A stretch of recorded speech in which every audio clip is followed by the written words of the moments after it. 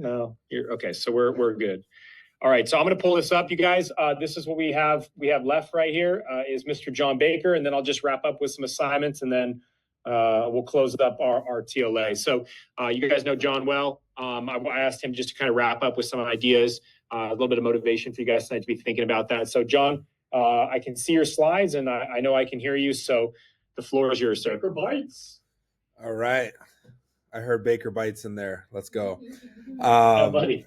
Awesome, you guys. So thanks, Evan, for giving me the opportunity to wrap up here. We're going to be talking about new year, new you. And I like to talk about this around this time of the year because most people start their new year planning or New Year's resolutions after New Year's, and quite frankly, that's too late. I always like to start working on this now.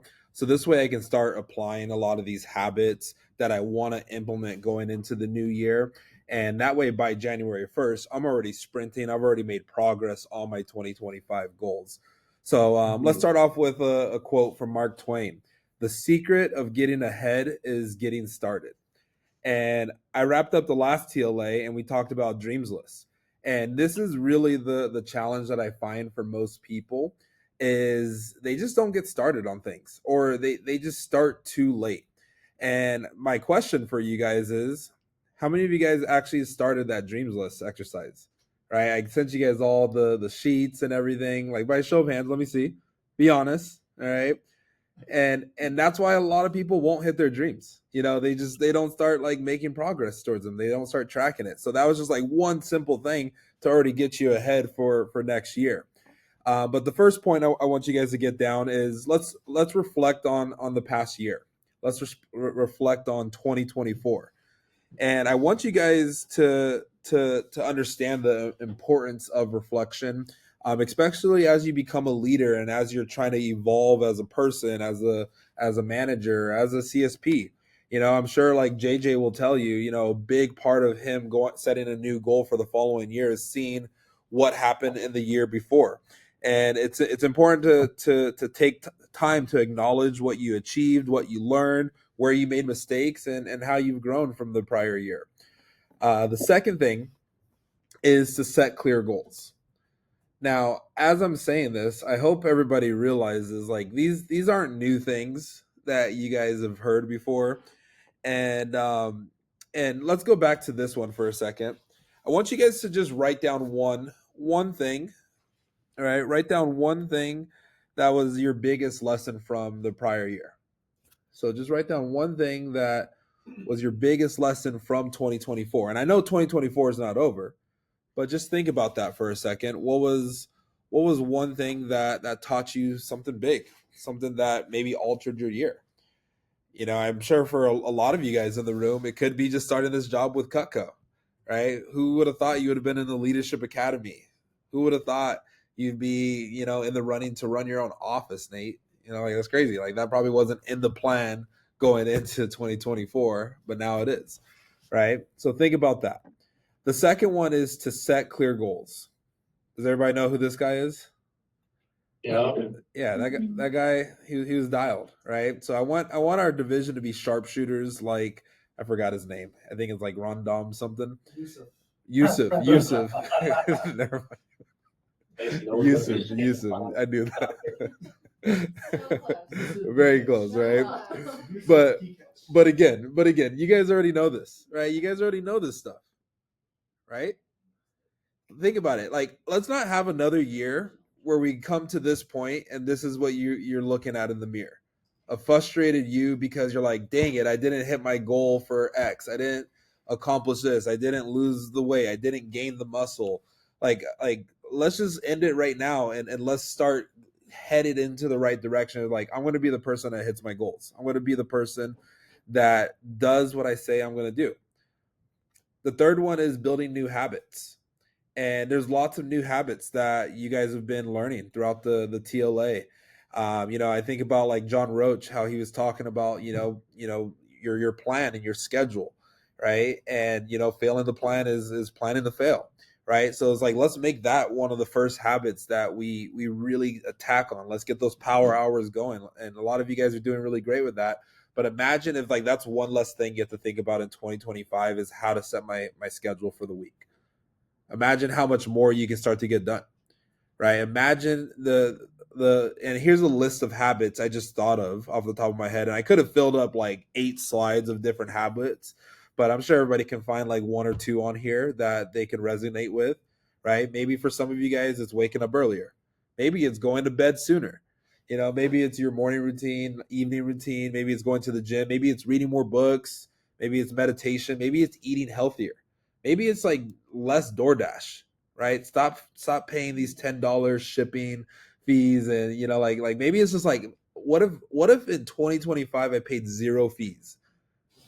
What would that look like? Like how much money do you think you would save if you didn't pay any shipping fees, any late fees, right? So whatever it is, but pick like one or two of those things that you want to start working on. And maybe you guys already have yours, right? And that's great. And if that's you're ahead of probably 90% of the people in the world going into 2025.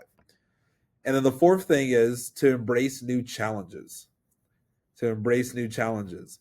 So one of the things I've been trying to learn is AI. So all these pictures I've been using were created with AI, which is pretty cool. This is a guy in an ice bath. Has anybody ever gone into an ice bath before? It's cold. It's cold. So this has been my new battle because our cold plunge at our gym went down. It broke, and I just got to like being able to be in there for 3 minutes, and I thought I was like getting good, and it's been down for like a month and a half, and they just opened it back up, and now it's like a new fear. Every day I go walk up to it, and literally today I saw a guy turn purple in there, and I was like, yeah, it's not for me. I was like, I'm not mentally prepared for this, right? But that's my new goal, my new challenge that I have to conquer. And I really like this. Every challenge is an opportunity to strengthen your skills and your character.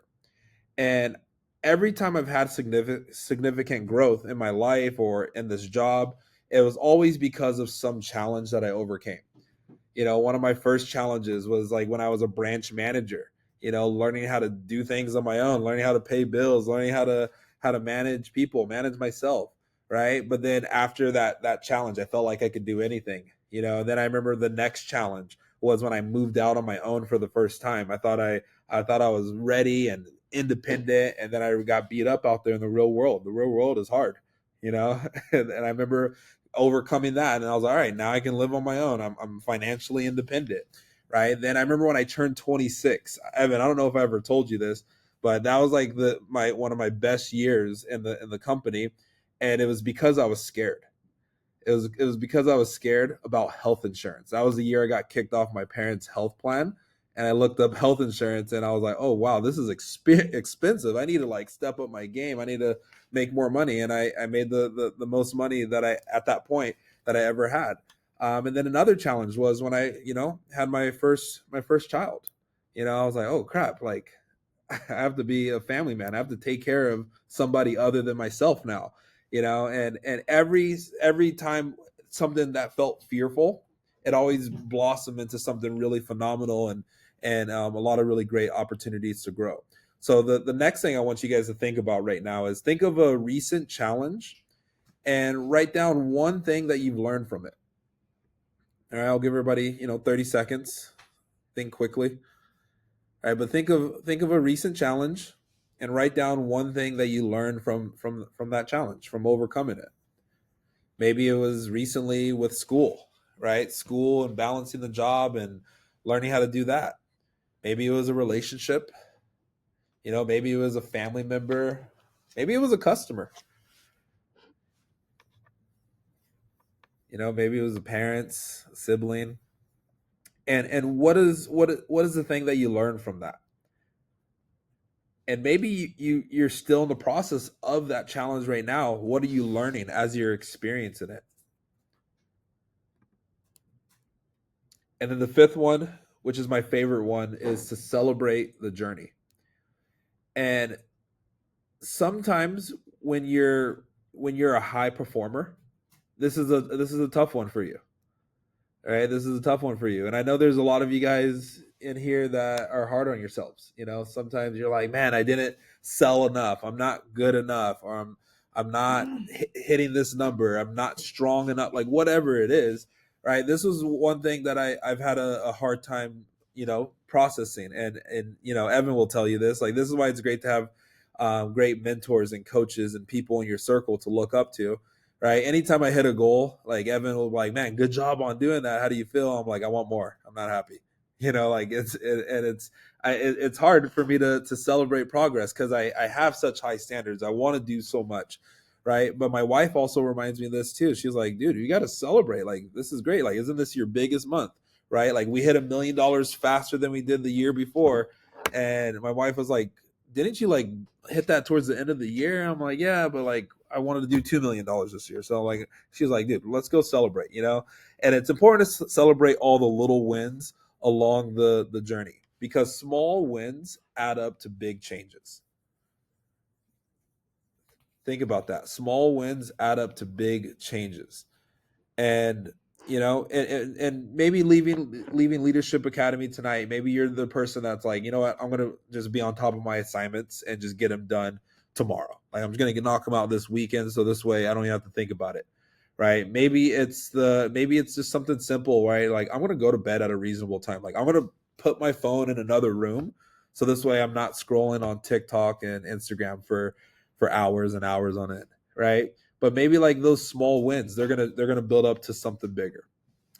All right, and I'm gonna end you guys with this quote here: "The only person you are destined to become is the person you decide to be." All right, and that was from Ralph Waldo Emerson, my homie right there.